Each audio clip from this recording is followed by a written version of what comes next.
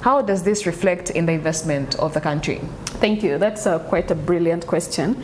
And Uganda's acceleration in GDP growth to 6.1% in the financial year 24 reflects broader structural transformation, particularly in services that have seen to be risen from 43.1% of GDP and the industry 24.9%, according to of course World Bank and Ministry of Finance and And in my opinion, this growth is mirrored in rising investment across, of course, both the private and public sectors, including foreign and domestic capital. Now, one might wonder, how is this growth reflected in investment?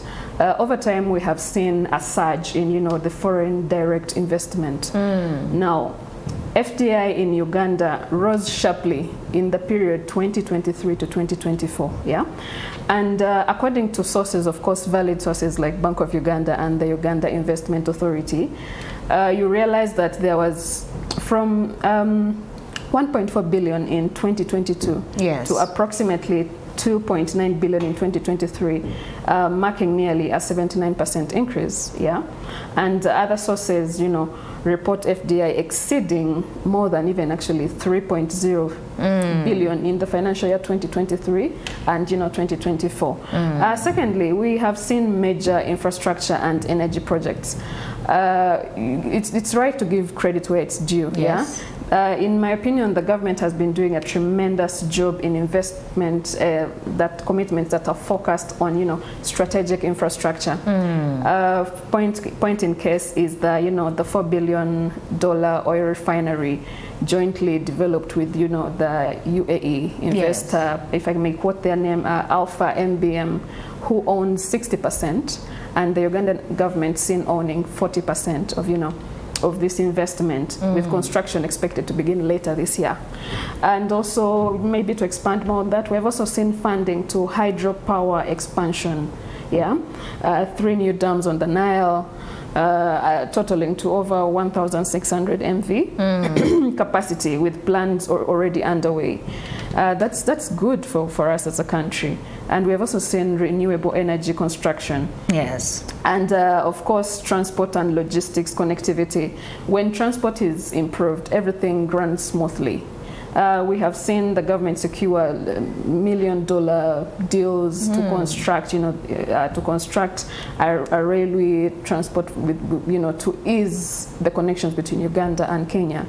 All that, contributes to the increases that we are currently seeing.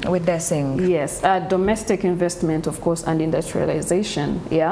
Of course, through still the Uganda Investment Authority, there has been approval of over 426 new investment projects currently in the country. And these, of course, started in the financial year 2023 to later in the 2024, exceeding targets from the previous financial years, and of course targeted converted domestic investment shares to reach 50% by end of 2025, and that still surpasses the share of the GDP that we are now seeing above 5% in and accelerating domestic capital entry in our economy. Now, still talking about government, let's talk about the government initiatives, for example, like the Parish Development Model. It has tried to provide further economic momentum, as we've seen, but what is the potential of the PDM for the growth of Ugandans, especially the youth? I feel like the Parish Development Model is one of the very ambitious grassroots economic transformation initiatives that we have seen in our country.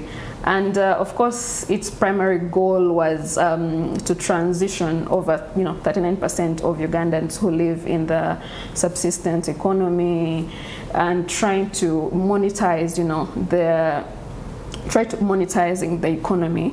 So because initially people were, it was more of a, for lack of a better word, it was more from farm to mouth.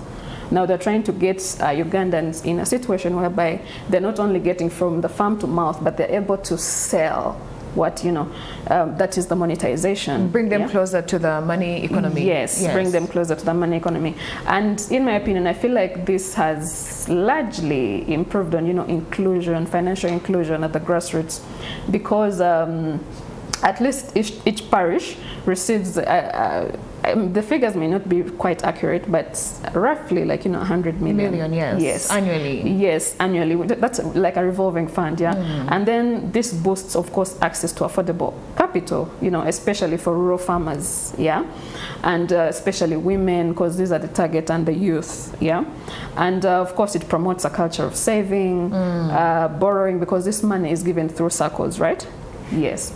So the government doesn't work with individuals. No. It works with, it doesn't work with individuals. And of course, we have seen localized job creation and empowerment, because now, if I am a farmer and I get this money, of course, I'm going to get the. I am now in the ability to rent other people's services. I can rent extra services to come and work on my farm, and thus job creation, employing them in the long run. Yes, and of course agriculture, like I mentioned earlier, agricultural productivity and commercialization, and of course I feel like there's an element of long-term national growth outcomes.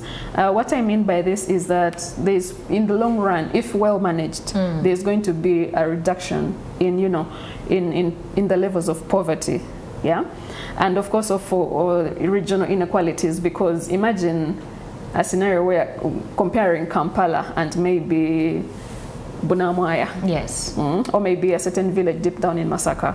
So if this is well managed, those inequalities might be reduced. But of course also such initiatives come with challenges. Of course. Delayed disbursements. We have seen scenarios whereby there's limited financial literacy.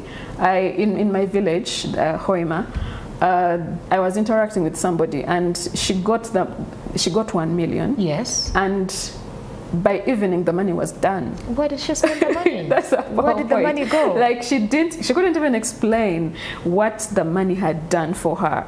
Like she just, the moment she got it, all her mind was thinking of, I need to clear this debt, I need to clear this debt, I need to clear this debt. Or somebody, I saw a cloth the other day and my child has not had this for a very long time.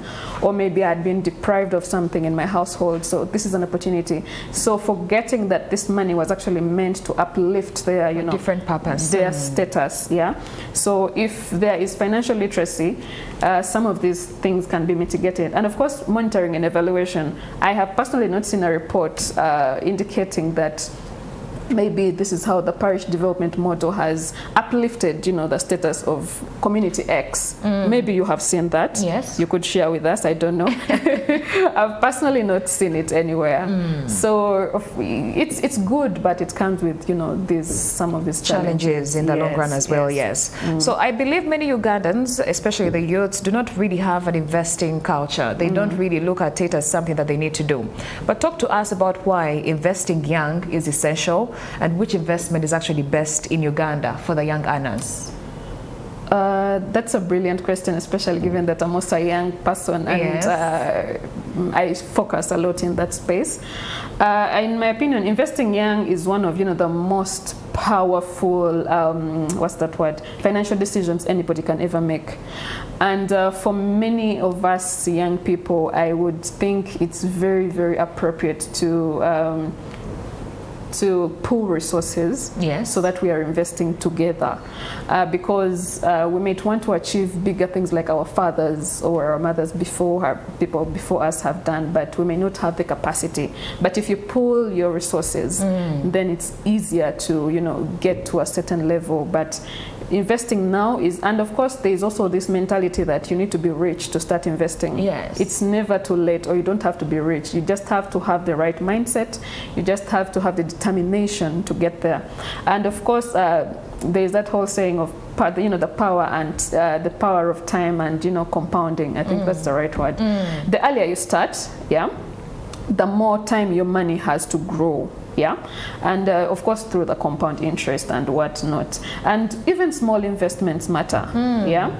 Of course, investing early builds financial discipline early. You get to make all those bad decisions where in time you burn your fingers here, and then you learn from the experience, you pick yourself up, and you get back on track. And of course, it also helps you delay gratification, managing risks and thinking long term if you start early. And it also prepares you for lifelong goals, and also reduces financial pressures later because you are now what is that word called? The word has gone. Dependent or something? Financial independence, yes. But of course, in my opinion, some of the things that Ugandan young people can invest in, of course, is real estate. But also not just going in deep that you not unaware. You need to do due diligence. Research, you need to work with professionals, the surveyors. You need to work with lawyers who are making sure that you're not being scammed. Because I've seen people who have bought air and all that, and also unit trusts. These help your money keep accumulating over time. And of course, also the options of treasury bills and bonds. All those are investments that young people can get into. Start with. Now, speaking about investments, we see cryptocurrencies have actually become very popular, especially among the young people.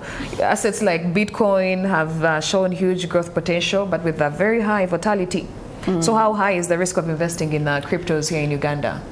The risk is really, really high, especially because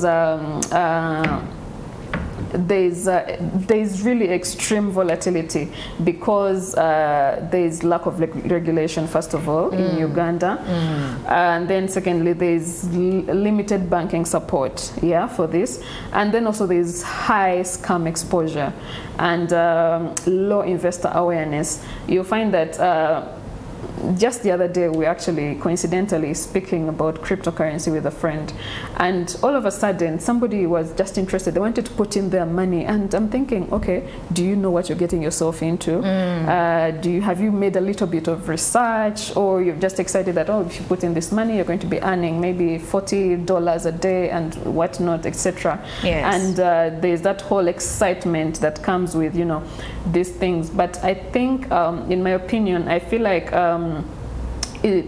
don't rush this. Do your due diligence. Because especially, like I mentioned, there are no direct payments of cryptocurrencies in Uganda. Most people have to go through Binance platforms. So you need to, I'm still particularly myself, I'm still doing more research on cryptocurrencies. But I feel like they are really high risk, and you need to go slow. And also don't invest money that you're not afraid to lose.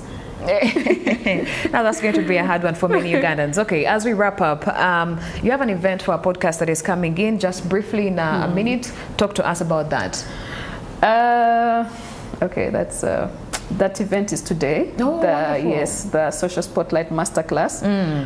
The Social Spotlight podcast really focuses on finance, investment, and business growth, where we host a wide range of professionals to discuss everything, generally everything across all sectors, but of course focusing on financial elements in those particular sectors. Yes. Where is it happening? It's going to happen here at the Kampala Serena Hotel, starting 4 p.m. It's a ticketed event. We have a panel discussion. We also have a keynote speech from Mr. Ochichi Charles. He's the ED of Enterprise Uganda. And our target audience has really been the millennials, because this is our target audience across the podcasting. And what's the cover charge? 200,000. 200,000 Uganda shillings. Okay, I've been speaking to Vivien Katusabe, the founder of Social Spotlight Podcast. She's been talking to us about the investment and growth for young income earners. Make sure you do join her for her event happening today at the Kampala Serena Conference Center. Well, now we take a break. Morning at 10 TV.